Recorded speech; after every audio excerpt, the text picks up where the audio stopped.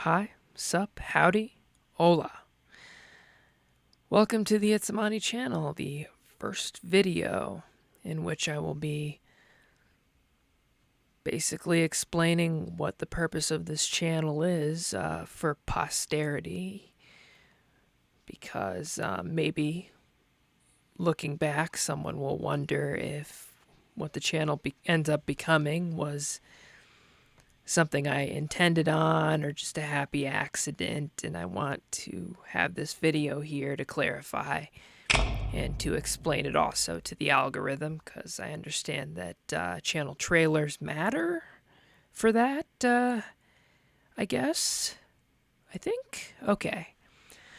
So basically, this channel is going to be me making whatever kind of video I want, which is going to be gaming, reactions. I'm going to have some meme edits, poetry, Reddit comment section readings. I have a bunch of really silly ideas, some provocative content in mind. But basically, the premise of this channel is I'm going to make what I feel like passion to make at the time.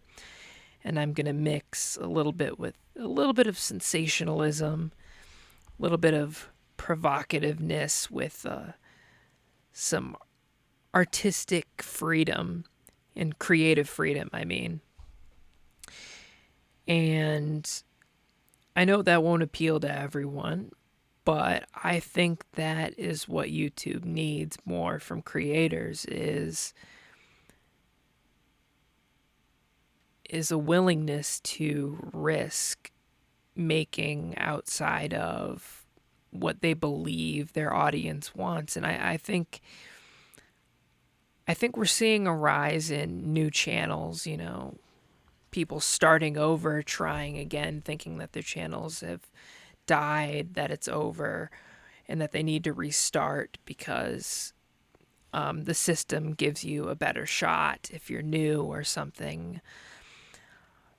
But to that, I think that maybe that's the way to go. I think that YouTube needs fresh content, fresh creators, a fresh mindset. And I don't think the solution is just creating a new channel where we do the same thing that we've been doing for the past 15 years of YouTube, where you pick a niche, and then the audience decides, like, please make this video, or the algorithm decides to push the video a bunch, and then it's up to you to say, oh, this video did really well, let me do it again and again and again. I don't think that that's the way that we as YouTubers should operate. I mean, what do I know? I'm just some random. But being that I've been a viewer for most of YouTube, most of the time that YouTube's been around, I've seen the ebb and flow. I've seen the rise and fall of so many different creators who had such interesting takes on what it means to be a content creator. And honestly, after all this time and the beastification, the slop, the AI, all this devastating stuff, and it doesn't help all the stuff going on in the real world, I think we need levity. I think we need a little bit of tomfoolery, a little bit of messing about. I don't think sincerity and authenticity necessarily need to be in talking about depressing or raw subjects. I think that people can be sincerely excited. I think that people can have fun, and I think that that can be just as real. I don't think that real has to be deeply personal in a sort of like, here, I'm spilling my guts. I think that kind of depth is valuable, but I think we need to make room for content creators who can have fun, but also have room to have that kind of discussion also, to make whatever kind of content that they want without the fear of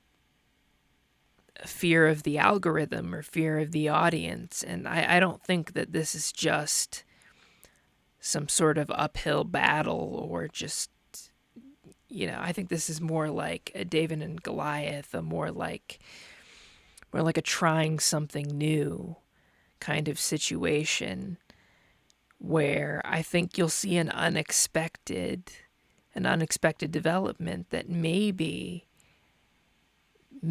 just maybe, if you put yourself out there and you create a bunch of whatever you want, I think that it's possible to develop a channel, to cultivate an audience that's willing to watch whatever you make, because I see it all the time with these legendary figures like PewDiePie, Markiplier, but even more recent channels. I go to the comment section of every video I watch these days, even before I thought I wanted to be a YouTuber. And I go into the comment section and I see, and I always, without fail, I go down far enough and I see someone saying, I would literally watch anything you make, or something to that effect. And it occurs to me that, yeah, this is a small minority of viewers, but what if we changed the dynamic? What if we took advantage of the fact that everyone is bored and dissatisfied with this repetitive, this systematized process, this formulaic process for creating content? And pardon the word use here, but what if we capitalize on that as YouTubers, as artists, as creators? We capitalize on the fact that people are dissatisfied and with the way things are, and we use it as an opportunity to just make whatever, just go full random. And I know not everyone can do that. People have their interests here and there, and to some extent people will always stick to what's safe. But I don't think now is really the time to be safe and to be formulaic. I think AI trains off of these scripted videos. It can train off of these gaming videos. It can train off of anything. It can train off of... I've seen videos talking about how AI was used to rewrite the script of a video where they were talking about their battle with depression. And it just occurs to me that if AI can copy your words, if it can restructure what you have to say about your deepest, darkest moments, then maybe we don't need to be thinking about the individual videos when it comes to AI copying. Maybe we need to think about channels as a whole, and we need to be thinking about how do we develop a channel that can't be copied. And I think the way to do that is to make a channel an extension of ourselves beyond what it is today. I don't think we've really actually seen a personality-driven channel. I think we've only seen channels that follow niches. Like when I was a Markiplier fan, I still am. Shout out to his movie, by the way. I still haven't seen it. I don't know if it's out yet. I don't really keep up with stuff. But back when I used to watch him more regularly when he made gaming videos, I was definitely the type of fan who would have, if I commented really at the time, I would have been like, oh, you should make more of this type of video, you should make more of that type of video, but I didn't. And now it occurs to me that kind of pressure weighs on a person. It weighs on a creator. And after all these years, I've actually seen clips here and there from people like PewDiePie, Markiplier. I know I'm mentioning only a few creators here. Trust me, I do watch more recent people, and I have been around, but I'm just trying to keep the references minimal here. But I see clips floating around where these classic creators like Markiplier, are talking about how they're just burnt out on it, and they just, they feel pressured to create the same kind of videos again and again from their comments. And it just occurs to me that as a viewer, all these years, I've never really thought about it. I never really thought about the dynamic there. But these are people, and yeah, I have fun watching 300 videos of them playing random games, but it never occurred to me that maybe after 300 videos, maybe they don't want to do that anymore. But when you build a brand around that, is it really a personality channel? Am I really watching them, or am I watching them do a thing? And then there are a lot of people who get mad when these creators try to change up and do what they actually feel passionate about, which it's not entirely the audience's fault. There is a pressure. There's just an inherent pressure to create the same kind of content. And you can't really fault people in society for expecting a content creator to create the same kind of content. That's just the way it is in all these different industries and all these different mediums. But I don't mean to take up all this time, but I'm just speaking from the heart here. This is kind of tough going off the top of my head. But I don't want to have a channel that's like that. I don't want to get stuck doing one thing. There are definitely kinds of videos I want to make more of, but I don't want to cultivate an audience that makes me feel trapped. Not to blame the audience, but I don't ever want to feel pressured to do one thing. And I think in this coming year and these coming years, we're going to see an opportunity for channels like what I'm planning to do with my channel. We're going to see more channels that create just whatever. And I don't just mean, maybe having what would have been on 3 channels on one, but having 5 different kinds of content on one channel, 6 different kinds of content on one channel, just everything, having your channel embody who you are in every aspect. And even if that means slower subscriber growth in the beginning, and maybe it's a little bit more, fluctuates a bit more, I think overall that's just a recipe for a more long-lasting presence these days. Because I've seen a lot of channels that used to get tons of views and their formula hasn't changed at all. Their videos are still just as good, but they're getting decreasing views and they're uploading more often.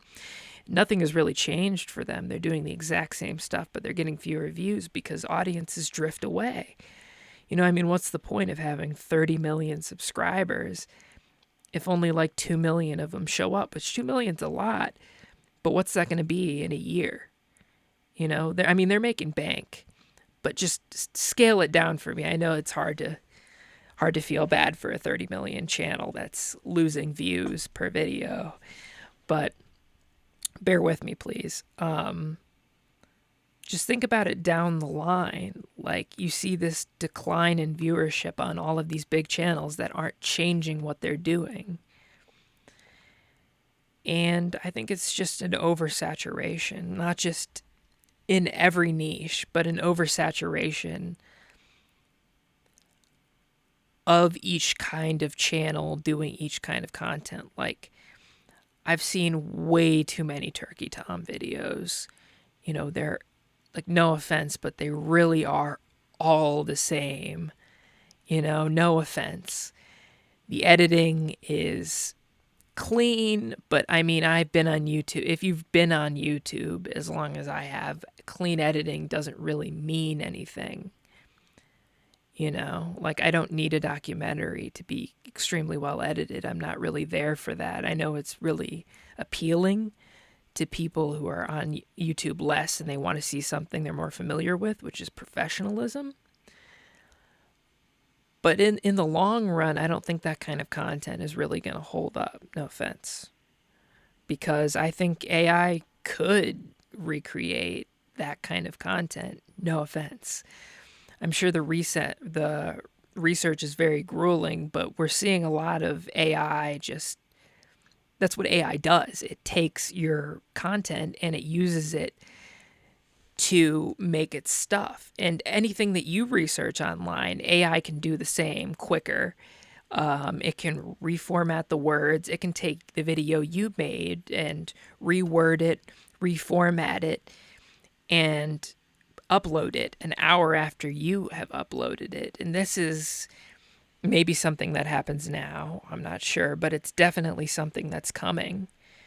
Whether the AI bubble pops or not, it's still something that we're going to have to deal with in the future. So I just think putting ourselves out there in terms of what kind of content we make on YouTube is fundamental, because the one thing AI cannot copy is our authentic voice.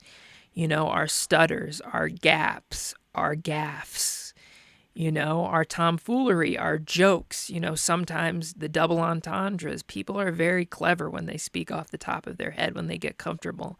And I know that's not for everyone, and I know that's difficult, and there's more comfort in scripting, and some things need to be scripted, of course, but I think we need to make room in our minds for the possibility, for the reality that the only way that we're not going to be copied is if we create something that only we can create with a voice that only we have, warts and all. Because really, there's only one you, there's only one me, and that is what my channel is going to be. Rhyme not intended. But anyway, wow, this has gone on for a lot longer than I thought it would. I guess I'm having a good yap day. Okay. But anyway, my channel is going to be just whatever. And when I say whatever, I don't mean low effort. I'm just going to throw stuff together and upload every single day. That's not what I mean. I'm going to actually put in effort, and I'm going to upload at random times. I'm kind of giving the game away with this one, but yeah, I have a lot of strategies planned for the coming year, and this video is for posterity, but also it's kind of like those videos the big YouTubers and the big streamers made, like iShowSpeed and Mr. Beast, to me in 10 years. Well, this is my version, my muddled version of that. I haven't been on YouTube for that long. I'm just starting now. But just keep in mind that this video exists in the future, just as proof that I was always going to do what I was going to do.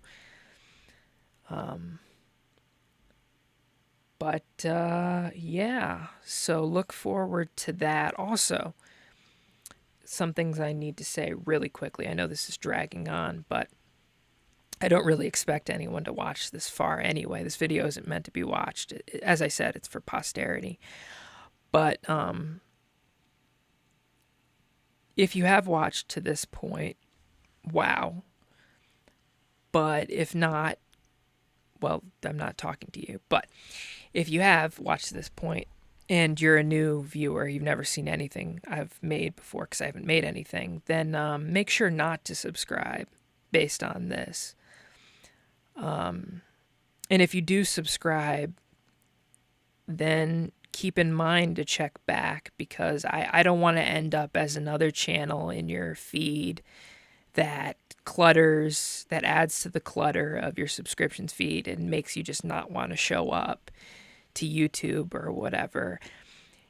I'd rather just appear in your feed organically if I make a video that YouTube thinks is for you, or if you do subscribe, I would prefer it if you check out a video or two before you commit to adding me to the mess that is your subscription feed. I know, because I have that mess too. I have not gone in my subscription feed in a long time because there's too many channels there. Way too many. I don't watch any of them. Okay? Gosh. Stuff from when I was like a child. I haven't unsubscribed from. God, remember Roman Atwood? I think I'm still subscribed to him. Gosh. Anyway. So yeah, don't subscribe. Feel free to check out my stuff later if you keep me in mind. Remember, it's Amani. Yeah. So yeah, I look forward to being the top YouTuber, and we'll wait and see for Twitch and Kick to fall off, because they will. I'll talk about it later. And Mr. Beast is gonna have an epic decline. It's gonna be great. And I'm going to be on top someday. Yeah, that's my ambition. So I'll see you guys later. Ciao. Goodbye.